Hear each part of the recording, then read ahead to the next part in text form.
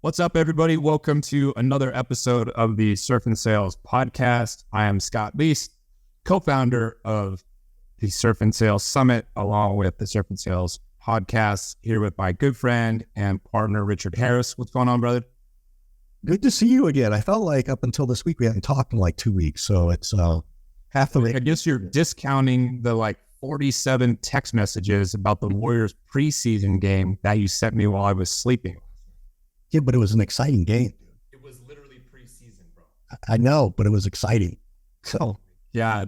Anyways, if you don't know, Richard is a huge Warriors fan, even bigger than I am, I believe. And we're just giving each other a little bit of grief here. We've got a couple open slots left for the Surf and Sales Summit for, I believe, November 27th through December 1st. Check it out at surfandsales.com. We're going to be talking to Julian Lumpkin here in just a minute. He's got entrepreneurial experience, sales leadership experience, and much, much more. But first, before we get to that, let's talk about HubSpot and what they're up to. Absolutely. Thank you to HubSpot for always sponsoring us and supporting the Surf and Sales podcast. We are in the throes of Q4, and it's a really short quarter because it ends up I don't know, right around November 21st, and then you got another week or so. And the cool thing is HubSpot has this amazing sales hub to give reps and everybody in the organization a lot more help and deal-making tools that can win more in Q4 a little bit faster. Not just Q4, but we always know their pressure is there. You can do things like smart sequences. You can do deal management. You can track and close everything all in one place. It's got some AI forecasting tools now. It's also got the ability to help write your sequences and cadences with some AI. So if you don't know, go check out hubspot.com/sales, hubspot.com/sales. All right, Scott, kick us off. Yeah, we're going to welcome Julian Lumpkin, founder and CEO of Success Kit, who believes you need case studies and video testimonials because case studies tell the most powerful story possible. And he's here to help. What's going on, Julian?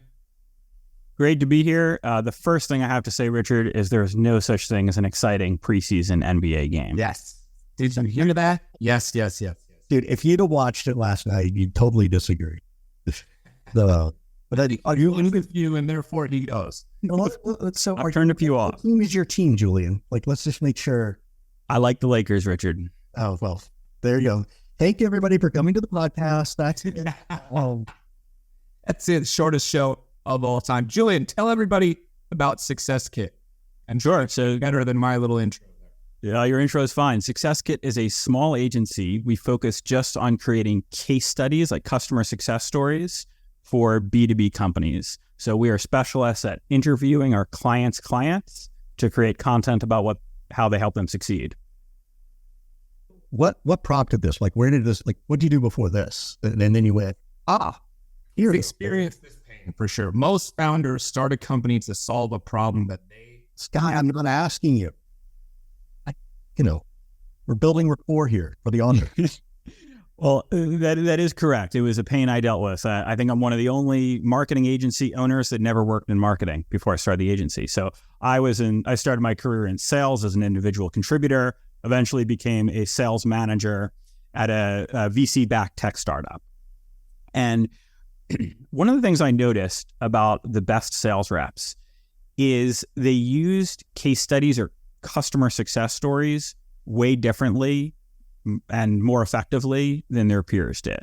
And I don't mean attaching just a random PDF to every case study, to an email they send to a prospect. What the best sales reps at my former company did is they learned about dozens of our clients' success stories, whether they were documented or not. And then they integrated those into their sales conversations. They learned about what the person they were speaking with cares about and shared directly relevant stories. I saw that and I thought to myself, we are spending as a sales organization so much money on hiring the best sales reps, sales trainers, an expensive tech stack, when the most important information that a sales rep has is just our own examples of customer success. And it wasn't being made available to them. And that's what led me to start Success Kit. When did you start it? It was 7 years ago.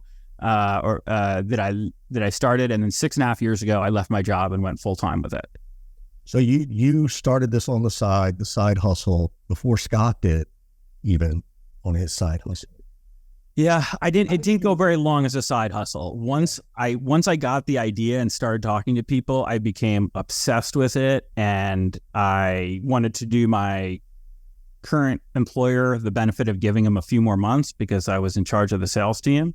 But it really, once the idea took hold, I went from sales manager to solo entrepreneur pretty quickly. So here's the question, because it's 7 years ago, may have felt different than it does today. And that's the reason I'm asking. Did you feel like you had to keep it secret? Did you feel like, I can't let my boss know I'm doing this?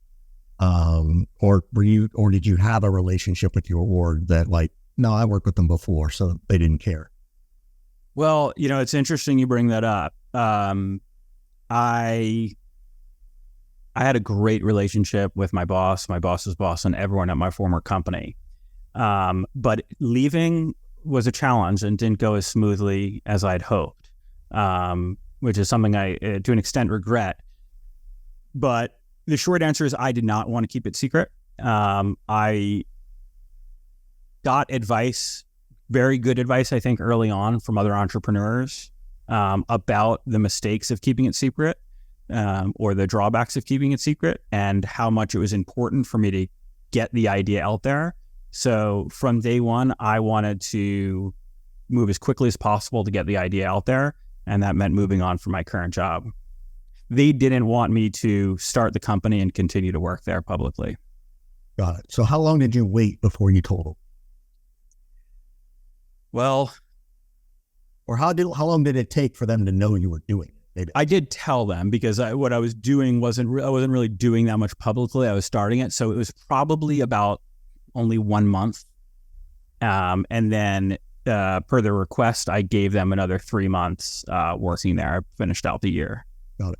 So Scott, I'm going to ask you, because you talk to a lot more people about this than I do, and Julian, maybe you do too. Maybe people come to you for the advice. Is it different now?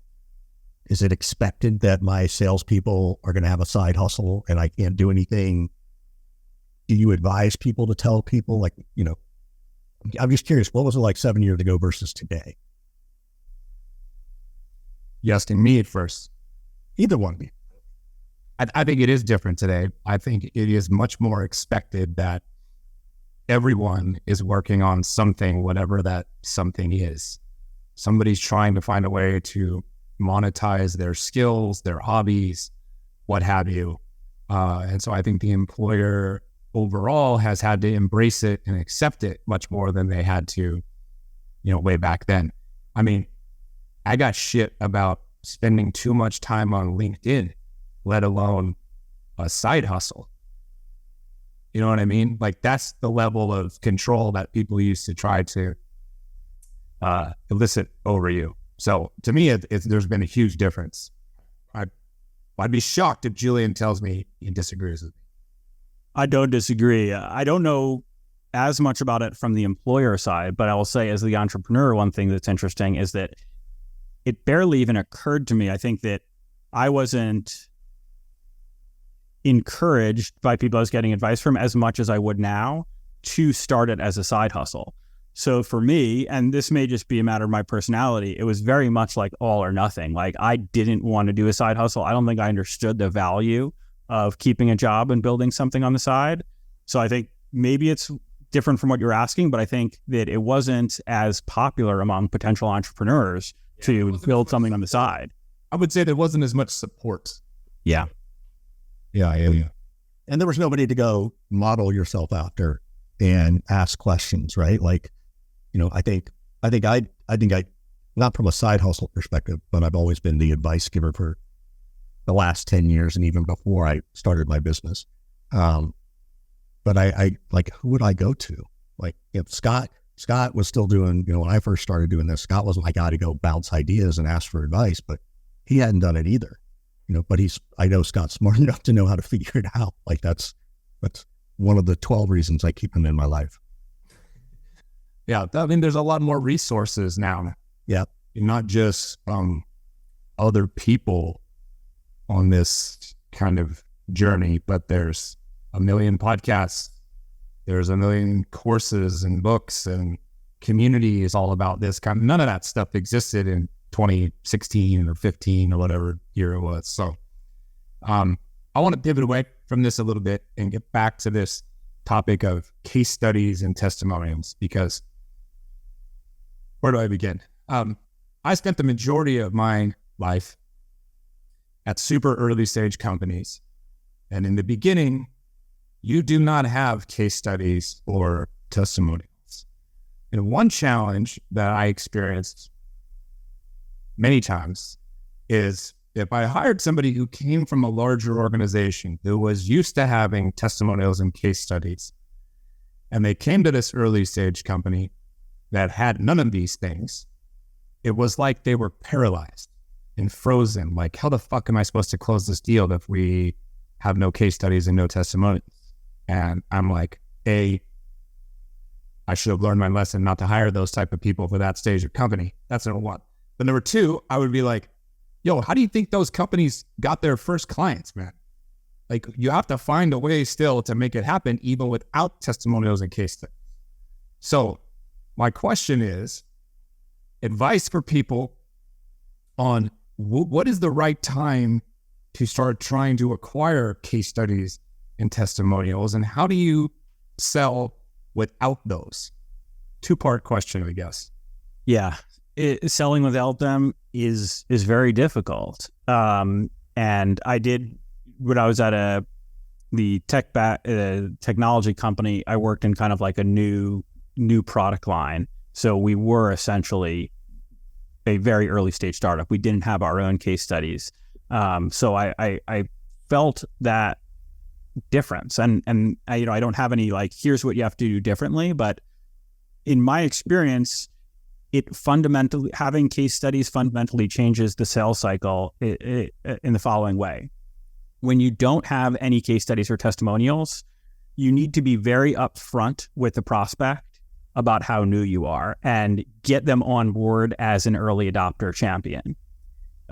Because if they're approaching it like a regular sales process, gather information, learn, figure out what my risk level is, then as they do that due diligence, they're going to be like, well, how come no one else has done this? So I think if you don't have case studies, you need to lead with the idea that this is new from the beginning, to attract the right type of client and get that person on board.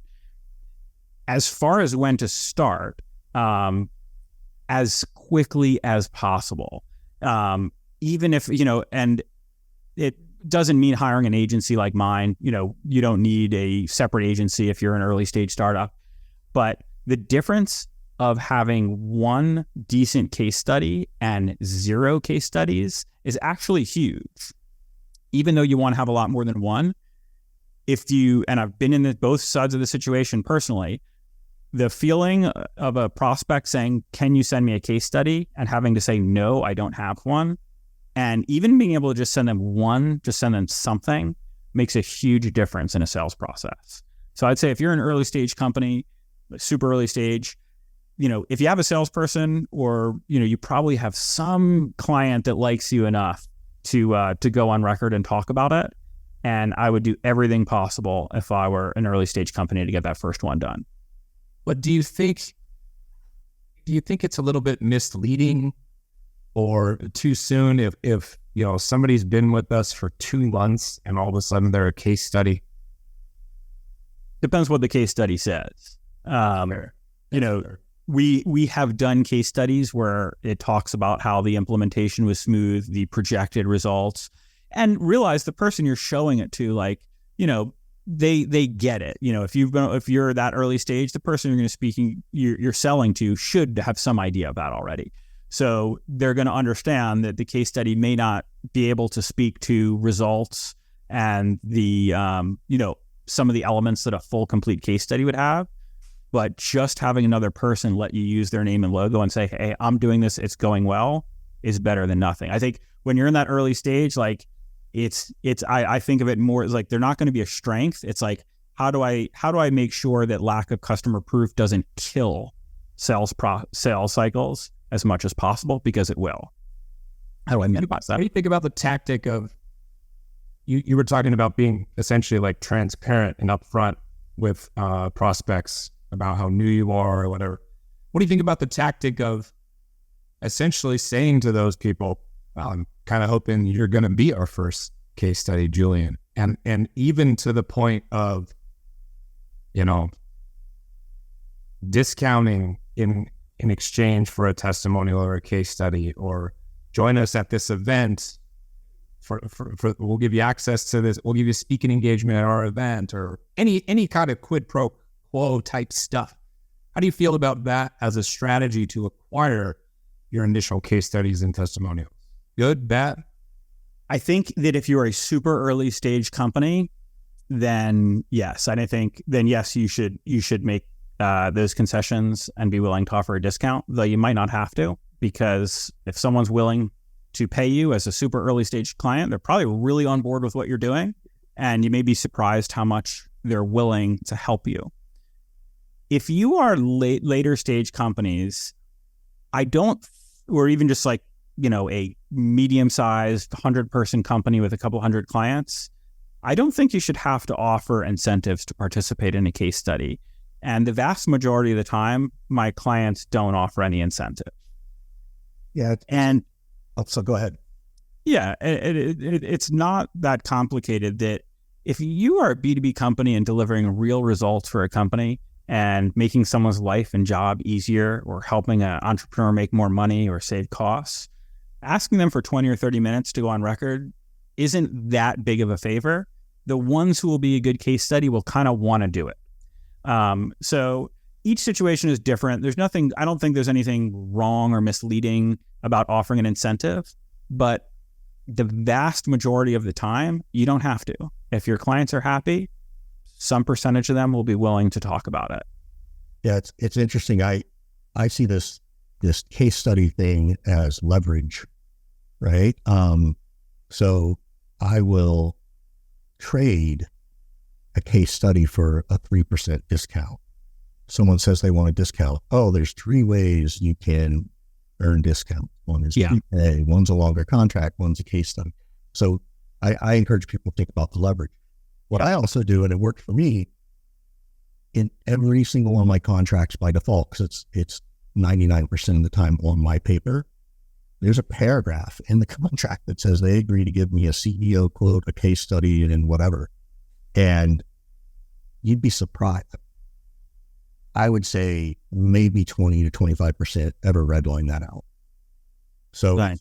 Which then, again, it comes back to that negotiation. So maybe they redline it out, but then they come back and ask for a discount, right? So it's there. Now, do I go to every one of my clients and ask them for a case study? No, but it certainly makes it a whole lot easier when I do want to go ask for one. And usually, to your point, I would only ask people who I know would do it anyway, right? I'm not going to, I had some very big Fortune 500 clients, and they actually signed my paper because it was faster. And I'm still comfortable to go ask them, but I'm also well aware they're going to be like, nah, we can't do that. And I'm not going to go pull well, you signed a contract, so for me, I encourage people to include it and then use it as leverage, not the flip side, which is, oh shit, now I got to go ask them for something and it's too late. So completely agree.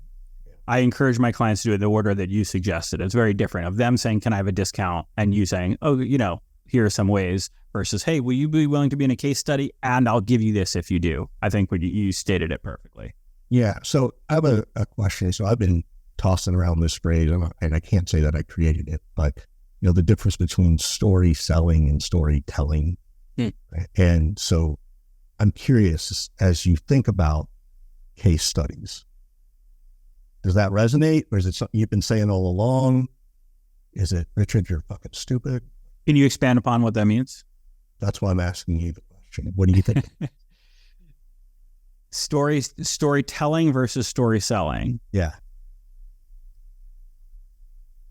I think if I'm understanding it correctly, storytelling is more authentic when you're telling actual stories. And, maybe this is a little bit different from the direction that you were going with it, but what I think of when I hear that is what is important about case studies is not just like having them and just like emailing them out to people, but actually understanding them and integrating them in a conversation. So people have a lot of these like negative connotations or negative ideas when they hear case study, because they think of when a sales rep just sends them a case study out of context. Hey, how would you like to save 10%? And you're like, ignore, delete, et cetera. So people start to say, oh, case studies don't help with sales. And maybe that's like the kind of like the wrong way to do it.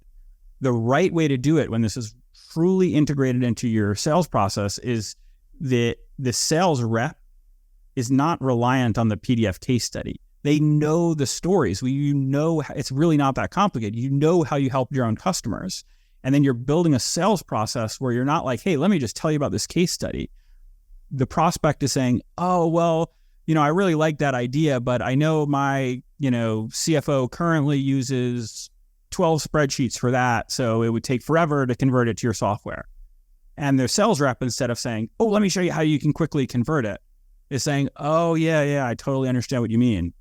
That reminds me of Jim. Do you know, Acme Corporation? Well, they were also using 14 spreadsheets and you go through it and then you send them the case study. So do you think that's storytelling or do you think that's story selling? Whichever is story selling the good one or the bad one? That's why I'm asking the question. I have an answer. But again, I've been tossing it around. So I think I have my vision of it, and I'm trying to figure out what does the market say about that versus what he's trying to pressure test the level of genius that he thinks that he is. I think what's tripping me up, and hopefully maybe you can understand, when I hear the term storytelling, I can think of that in a very positive way, like storytelling is good. And I can think of it as like, oh, that sales rep is storytelling, like he's making things up. So that's why I'm not quite sure the context you mean storytelling. So I see it differently, but I'm open to the debate, Scott, and you can be the final judge and jury. Is that for me, storytelling is, it can feel cold and not genuine, whereas story selling is using the story in the way you suggested, like the feel help, how like, hey, letting the story do the selling for you, not me telling you why you need this. So that's my vision of it, but I don't know that I'm right or wrong about the definition. So I think the core important idea is exactly right. And there really is a difference that a lot of us have felt of someone kind of inauthentically using these things versus someone who really understands them and is integrating them into a conversation and a sales process. Scott, who's right? I don't know. Don't be Switzerland. Come on. I don't know who's right. You're splitting atoms here. Right. Yeah. Typical Scott. You're in the minutia. Yeah.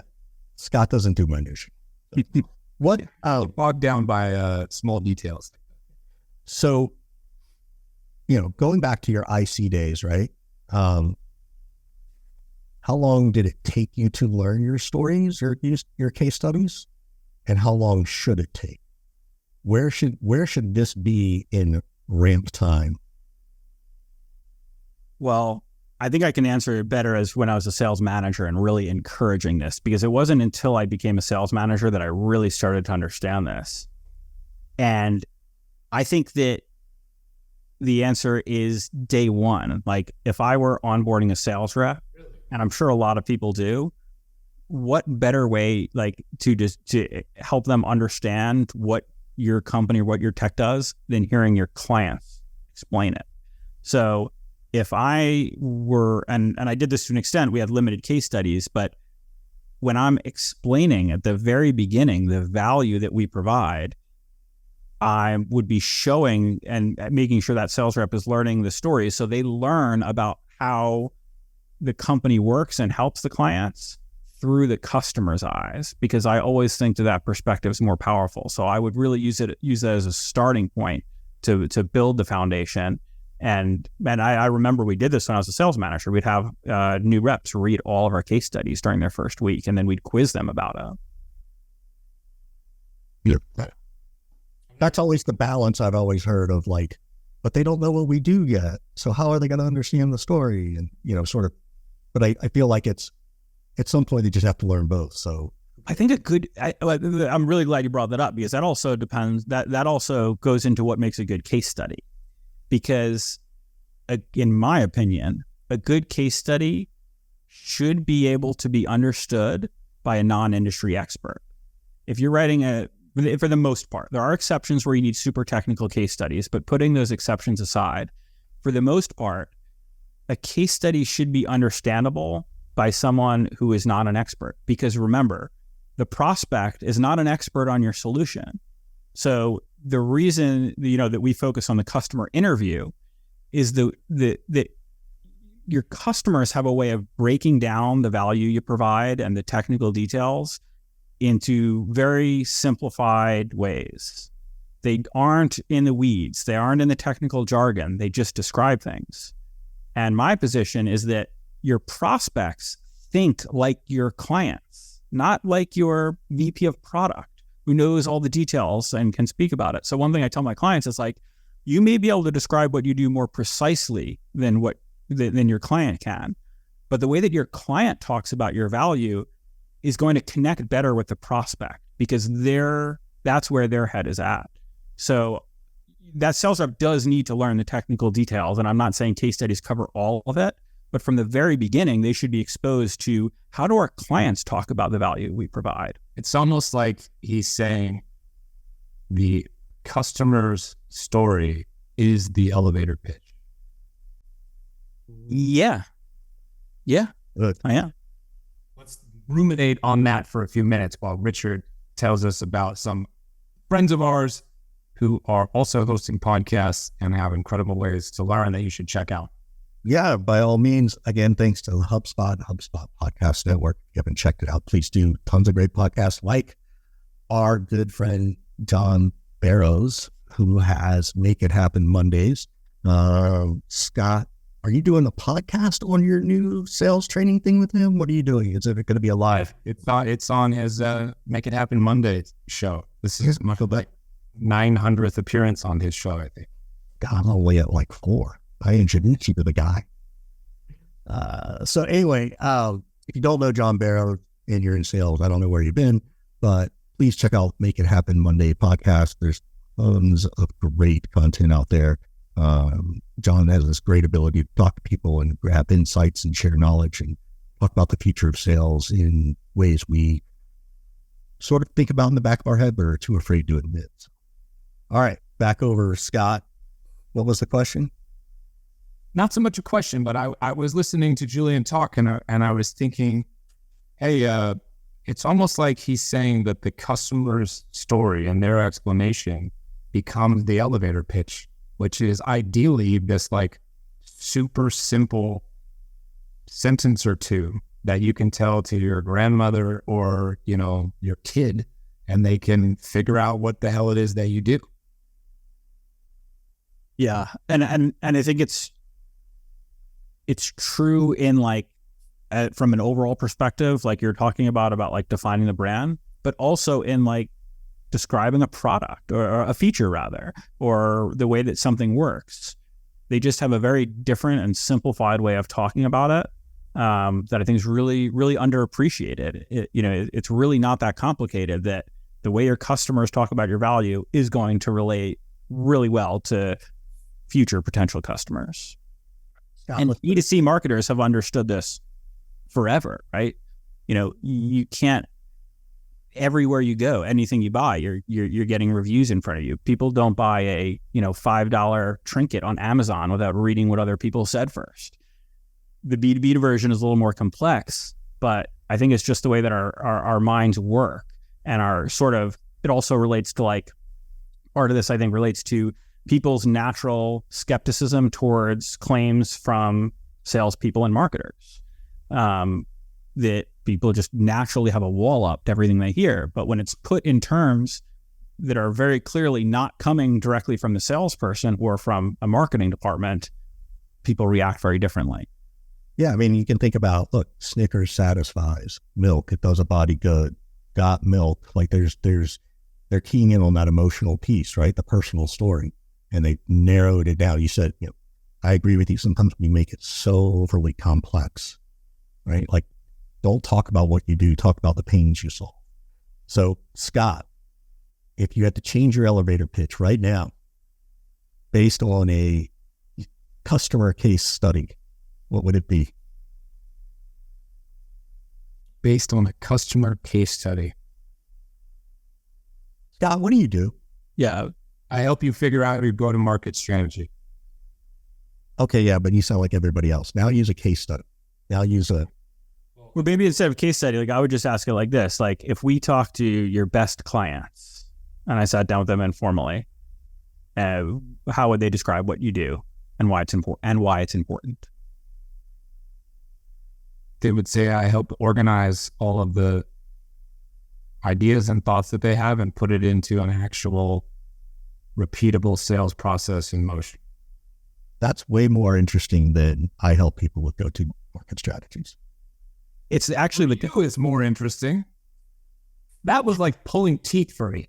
I heard myself speak and wanted to slap myself. But the funny thing is, Scott, this is what you do to your own customers. I know you would ask. I don't like doing it to myself. Who does? But that's what I'm here for. I'm here to make you uncomfortable. That's what I'm realizing. I don't like this exercise. So this is that part, Julian, where we sort of turn it over to you. What questions do you have for us? Yeah. I guess my first question, because you guys have been in sales and you're entrepreneurs and business owners yourself now. Can you think of some either good or bad examples of when sales reps have either effectively or ineffectively tried to use case studies or customer proof in sales processes with you? Oh, God. With me, like they're pitching us? Yeah, like someone selling you something. Can you think of either times where it went really poorly or really well, someone using customer success stories? Honestly, half the prospecting emails that I get have a case study testimonial-like thing in them, right? Hey, so once you're really engaged in the sales process. And I would say a poor way is they just lob me over a one-pager that looks, sexy, and they expect me to be wowed by it and pull the trigger. And candidly, I don't even open that attachment. Can you think of an example of when it went really well? No, but I'm not the right person to talk to about that because I buy nothing. Okay. Richard, on the other hand, buys stuff. Everything. Yeah. Yeah. If you're trying to sell something to Surf and Sales, don't reach out to me. Reach out to Richard. No, because Scott won't let me spend the money. I can tell you that. But that's true also. So the challenge I see that I experience in the bad situation is it's not relevant to me. They don't know me. And that happens certainly at the pitching level, right? But they want to tell me this story of, like I can remember there was a review site that wanted me to buy into their stuff, and I was trying to, the stories they were telling me, they were comparing me to software companies. I'm like, but I'm not a software company, right? Like I don't care. And we know this all the time. Like we know, look, if Coca-Cola could be my client, but if I go talk to Pepsi, Pepsi's going to say, yeah, who else have you done stuff in our industry with? I'll be like Coca-Cola, and they'll be like, yeah, but we're nothing like Coca-Cola, right? When in fact, they're very much like, in the consumer mind. So that's the piece where I think they miss is they don't know their customer. They haven't done enough of the research, or they just bring up the wrong story. The right story works when it's positioned as, this is what we help you do, and if you want help, let us know, and if not, that's okay, right? Because they may or may not know. So that's a piece of it. And then deeper in the sales cycle, by the way, when they bring up the wrong case study, back to the first example, the reason they're bringing up the wrong one is because their discovery skills suck. They're not good at figuring out where my pains are. They only talk about surface pains. They haven't gotten deep enough to then be able to match the alignment, because people buy off emotion. They don't buy off words. So it's those sales reps who just verbatim, garbage dump the wrong story at the wrong time. So, yeah, your friend John Barrows said it really well a while back. He said this kind of offhand. I've always held on to it. He said, marketing is about content. Sales is about context. Yeah. You can have all this content, but you have to put it in the right context. Otherwise, it's not valuable. Yeah. Another thing I'd be very curious to hear your guys' opinion on is like, we talked about like an elevator pitch or like the value of what we do. You know, what my company does is really straightforward. So as business owners and sales experts yourself, I'm curious, what messaging do you think would be particularly valuable for me to talk about why companies need case studies if they don't have them now? Dude, he just asked us to do our job for free. That's impressive. On your own podcast, oh God. Well done. Well played. Well, one of the things that you alluded to earlier was essentially that it increases win rates. You didn't use that phrase, but that was what I think you were alluding to. So I think maybe messaging about increasing win rates, maybe shrinking the sales cycle. I think increasing average contract value potentially. Something about maybe stickiness of a customer. Example, somebody without a testimonial maybe tries to jump ship after 6 months. Somebody with a testimonial is like, it's working not as fast as I thought, but it is working. I'm going to give them more time. So maybe there's, less churn. There's 4 ideas. Nice. My first one is something like solving the frustration you might experience because you're not sure how to tell the story in the moment. And that might be more of an executive level or an early stage founder, right? Who's going from founder-led sales. Because founder-led sales, their biggest pain is, why can't my reps do what I did to get the first 10 clients, right? So it's because they don't have the story. So that to me is a piece. And then I always try to, whenever I do this stuff, I always try to figure out, well, what pain do they feel? And can I put that into the pitch, right? It's driving your revenue by letting your customers help your team sell, not just your sales team, or something like that. That. I like that. An idea of positioning your customers with your sales reps. Yeah. So teaching your reps how to use case studies to close more deals. That feels more marketing-ish though that feels like storytelling, not story selling. Mm. Nice. Cool. All right. Well, thank you, Julian. This has been awesome. Great to learn this. We have not had this topic come up, although it's something we all know about. So I'm really glad we have it. It's something we all wish we had more of. Yes. So, and look, Scott just got a brand new pitch out of this. He's going to go test it. Yeah.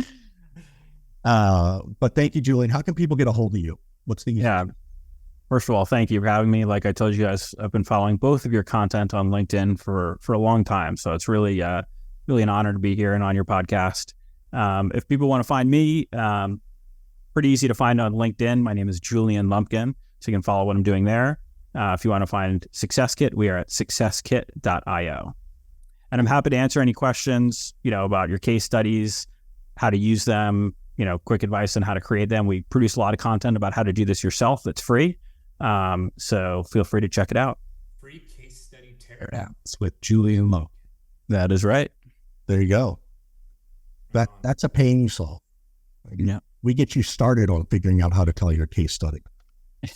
We just decided that you're offering a free service to all the Serpent Sales listeners out there. Free case study teardown with Julian Lumpkin. You might get, your inbox might get flooded by like 3 people. I mean, that sounds like a sales meeting to me. So I would take that. If someone says they want me to break down their case studies for them, I will do that for free any day, anytime. Right on. Thanks so much for joining us, Julian. Thanks, Julian. We will see everybody next time on the Surf and Sales podcast.